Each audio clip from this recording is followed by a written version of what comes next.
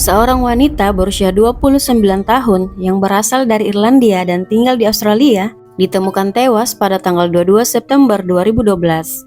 Dia ditemukan hampir 6 hari setelah dia dilaporkan menghilang.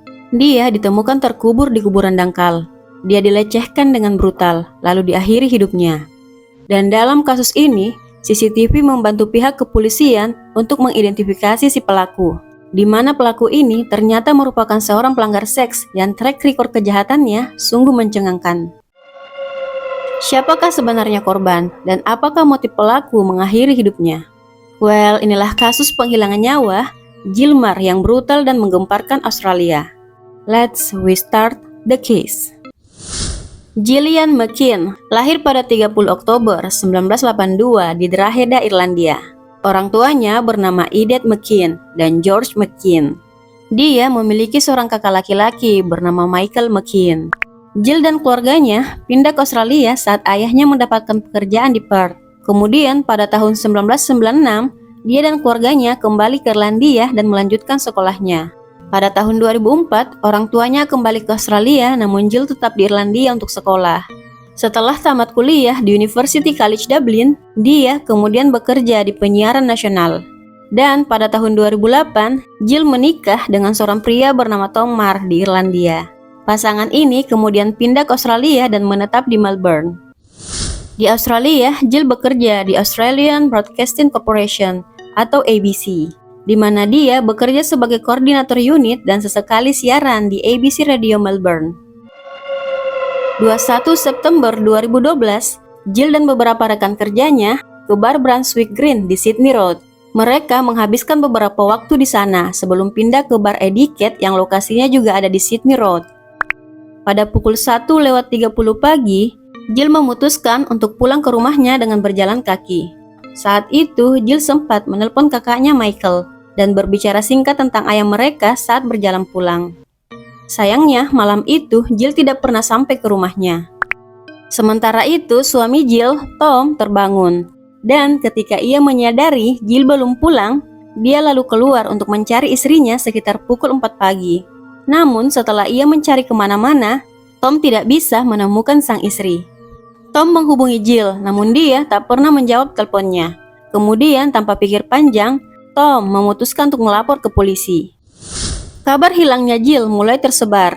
Rekan-rekan kerjanya menggunakan sosmed untuk men-share info hilangnya Jill secara online. Dan poster-poster Jill juga diedarkan. Pencarian besar-besaran dilakukan saat itu. Berita ini pun diliput oleh banyak stasiun TV. Dan pada 24 September 2012, penemuan tas Jill di jalan yang tidak jauh dari tempat di mana dia tinggal bersama suaminya membuat kekhawatiran keluarga dan rekan kerjanya makin menjadi. Awalnya, kasus Jill ini diklasifikasikan sebagai kasus orang hilang. Namun setelah penemuan tasnya, kasus ini menjadi penyelidikan penghilangan nyawa. Pada 25 September 2012, seorang karyawan Duchess Boutique yang terletak di Sydney Road menyerahkan CCTV ke pihak berwajib yang mungkin bisa membantu kepolisian untuk mengungkap kasus menghilangnya Jill.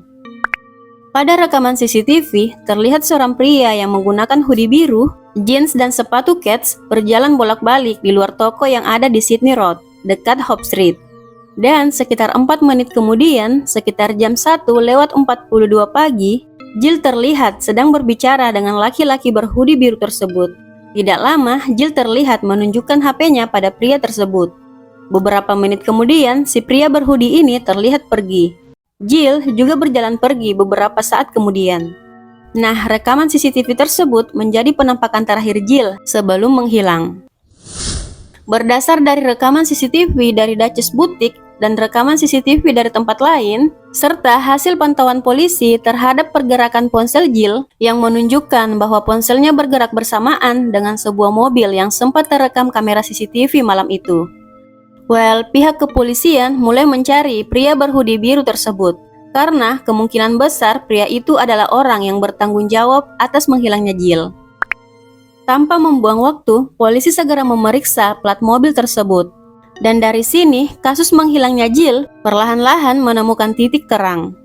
Pemilik mobil berhasil diidentifikasi, dan dia adalah seorang pria yang merupakan pelanggar seks. Dia pernah melakukan beberapa pelecehan dan sudah pernah ditahan. Dia bernama Adrian Ernest Bailey. Adrian Ernest Bailey lahir pada 14 Juli 1971.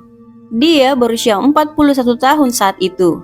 Pada tanggal 27 September 2021, pria kebangsaan Australia ini ditahan oleh polisi di rumahnya di Coburg sekitar pukul 2:30 siang. Kemudian dia dibawa ke kantor polisi untuk diinterogasi. Polisi bertanya banyak hal padanya, dan dia mengakui bahwa dia adalah pria berhoodie biru. Setelah berjam-jam diinterogasi, Adrian menangis, dan akhirnya dia mengakui bahwa dia mencekik Jill hingga tewas dengan tangannya di Hope Street, kemudian menguburkannya. Sekitar pukul 10 malam di tanggal yang sama, Adrian membawa polisi ke lokasi di mana dia menguburkan tubuh Jill di Black Hill Road dekat Gisborne South, dan jasad Jill kemudian ditemukan. Pada malam itu, Adrian mencoba merayu dan mencium Jill. Saat itu, Jill merespon dengan melangkah mundur, kemudian menampar Adrian di wajah. Tamparan itu membuat Adrian naik pitam. Dia marah dan kemudian melecehkan Jill yang telah menolak rayuannya.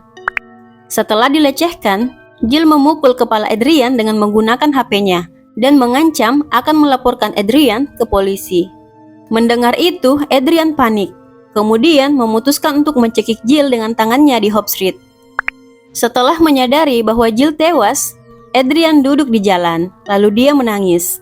Saat itu, dia tidak tahu apa yang harus dia lakukan. Kemudian, tidak lama dia pulang ke rumahnya untuk mengambil sekop, lalu kembali ke TKP.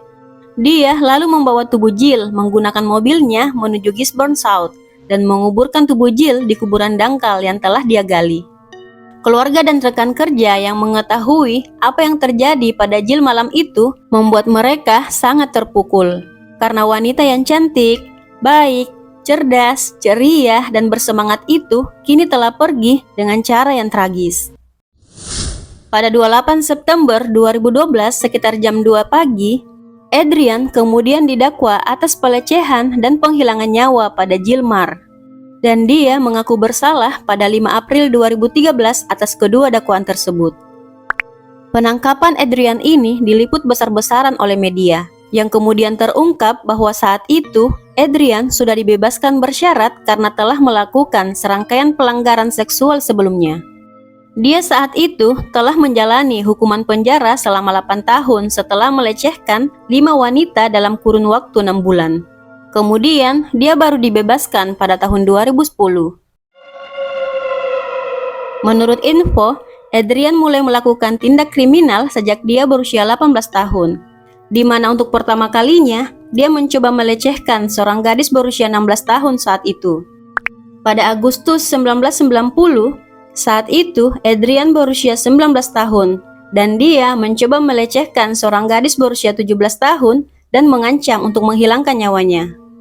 4 bulan setelah itu, Adrian melecehkan seorang gadis berusia 16 tahun.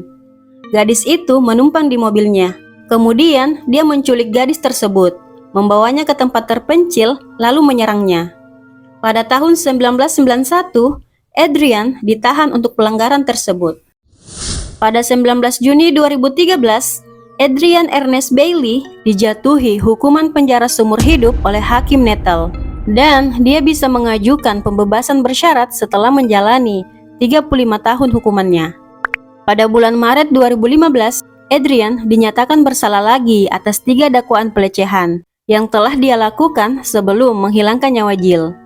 Nah, karena kasus Jill ini diliput besar-besaran oleh media, para korban lain yang juga melihat berita tersebut ikut melapor. Dan sebagai hasilnya, Adrian kembali dijatuhi hukuman penjara selama 18 tahun pada Mei 2015. Masa pembebasan bersyaratnya diperpanjang menjadi 43 tahun. Namun pada Juni 2015, Adrian melakukan banding dan bandingnya diterima. Hukumannya pun berkurang 3 tahun, menjadi 40 tahun. Sehingga membuatnya memenuhi syarat untuk bisa dibebaskan bersyarat pada tahun 2055, saat usianya 83 tahun. Well guys, bagaimana menurut kalian tentang kasus kali ini? Jika kalian suka video ini, silahkan klik tombol like-nya dan subscribe-nya.